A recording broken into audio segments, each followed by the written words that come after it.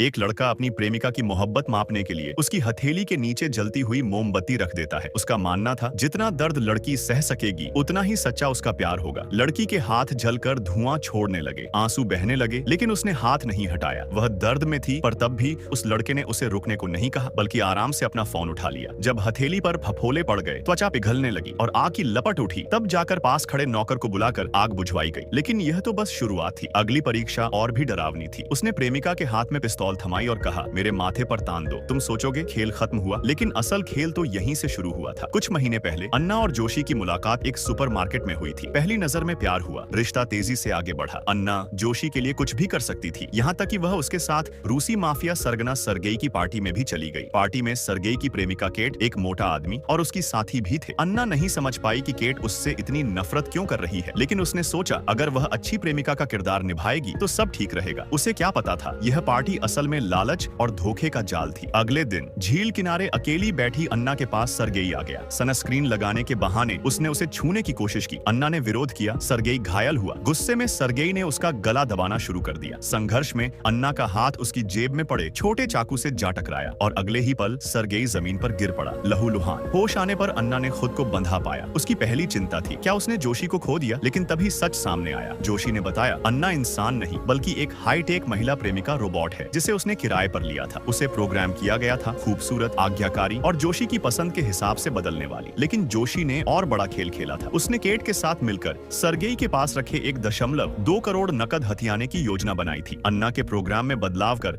उसकी आक्रामकता बढ़ा दी और मानव को चोट न पहुंचाने वाली सुरक्षा प्रणाली हटा दी। बाकी कहानी प्लान के मुताबिक चली। सर्गेई की मौत, पैसा, लेकिन फिर गड़बड़ हो गई। जोशी समय पर अन्ना को बंद नहीं कर पाया। अन्ना ने उसका फोन चुरा लिया और जंगल में जाकर अपना कंट्रोल सॉफ्टवेयर खोला, आईक्यू को अधिकतम पर सेट किया और भागने का रास्ता तलाशा। लेकिन कार तक पहुंचने से पहले वह मोटे आदमी और उसके पुराने मॉडल के रोबोट पीले बाल से भिड़ गई। संघर्ष के बाद वह कार तक पहुंची, आवाज बदलकर कार स्टार्ट की, लेकिन जोशी ने इंजन बंद करवा दिया। एक पुलिस कार आई और रोबोट झूठ नहीं बोल सकता। नियम के तहत अन्ना ने सर्गेई की हत्या मान ली, लेकिन असली खतरा था जोशी द्वारा रीस्टार्ट किया गया पीला बाल, जिसने पुलिस को मार डाला और अन्ना को पकड़ लिया। केट पैसा लेकर भागना चाहती थी, लेकिन पीले बाल ने उसे भी मार डाला। अब जोशी का एकमात्र लक्ष्य था अन्ना को नष्ट करना, ताकि उसका राज्य कभी सामने न आए। अन्ना को कबाड़ घोषित कर कंपनी बुलवाई गई, लेकिन मेमोरी रिकॉर्डिंग के डर से जोशी ने कंपनी के लोगों को भी मरवा दिया। इसके बाद पहाड़ों में पीछा, चार्जिंग से अन्ना का दोबारा सक्रिय होना और पीले बाल की याददाश्त लौट आना। उसे याद आया उसका असली मालिक वो मोटा आदमी था जो उससे सच्चा प्यार करता था। अंत में अन्ना ने अपग्रेड पाकर खुद का नियंत्रण वापस लिया और जोशी का सामना किया, लेकिन जोशी उसे सिर्फ एक उपकरण मानती थी और सीधा उसके कोर पर वार कर दिया। जब इंसान भावनाओं को डेटा में बदल दे तब